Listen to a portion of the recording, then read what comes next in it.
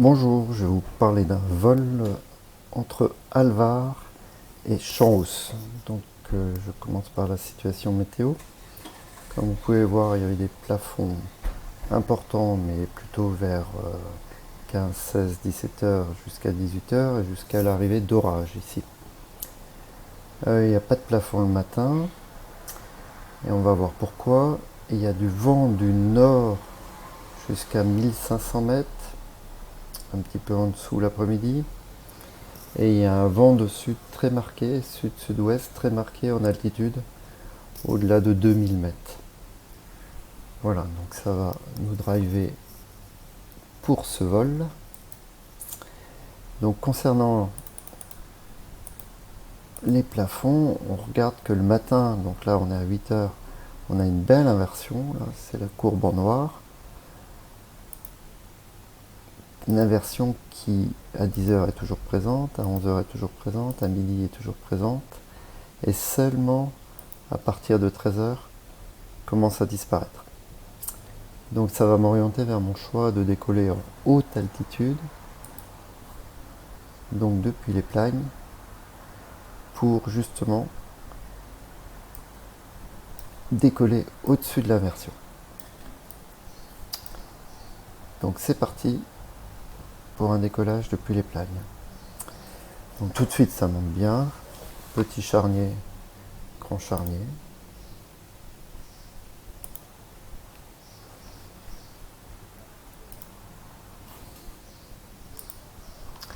On arrive, on traverse la vallée du Véton et on arrive dans la vallée du Glésin.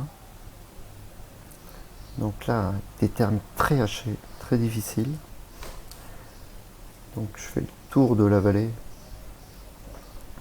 du Glésin pour à la fois profiter des paysages, mais aussi chercher un thermique que je ne trouverai pas.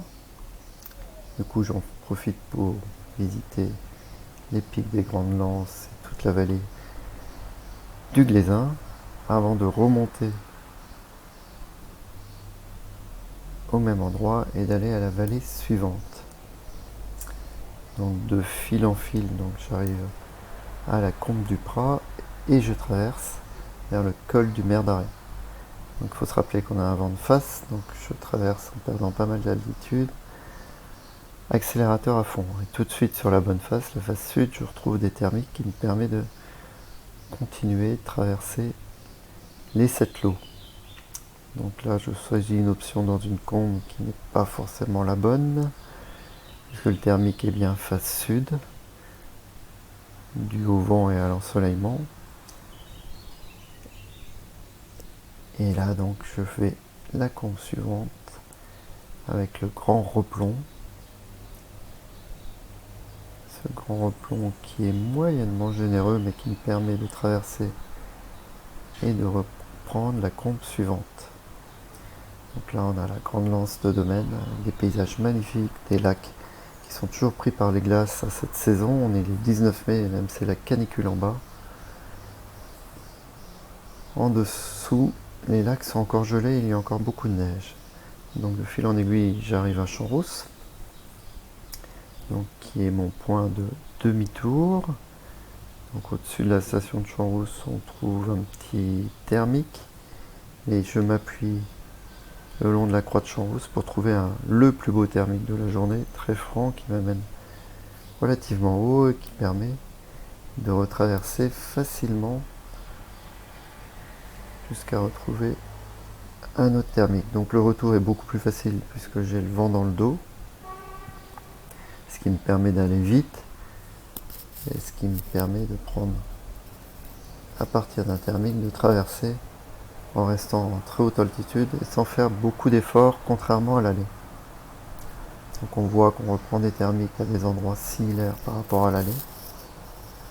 Et là il me reste plus qu'à faire une longue glissade jusqu'à Alvar, en passant par le Grand Rocher, le Cré du Poulet, pour arriver dans la restite d'Alvar.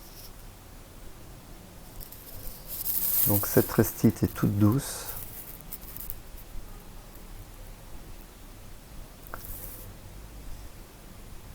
Donc je reste à une altitude aux environs de 1400 mètres.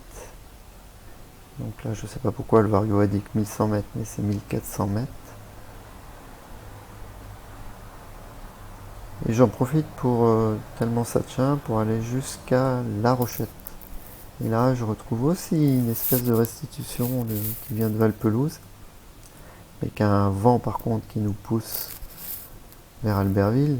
Donc j'insiste pas trop et je reviens du côté d'Alvar.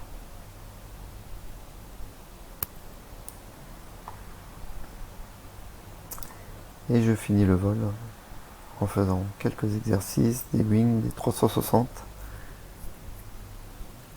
avant d'atterrir à Alvar. Voilà pour ce vol de 86 km et d'une durée de 4 heures et 39 minutes. L'aller-retour Alvar-Champs-Rousse, retour Alvar. Merci, au revoir.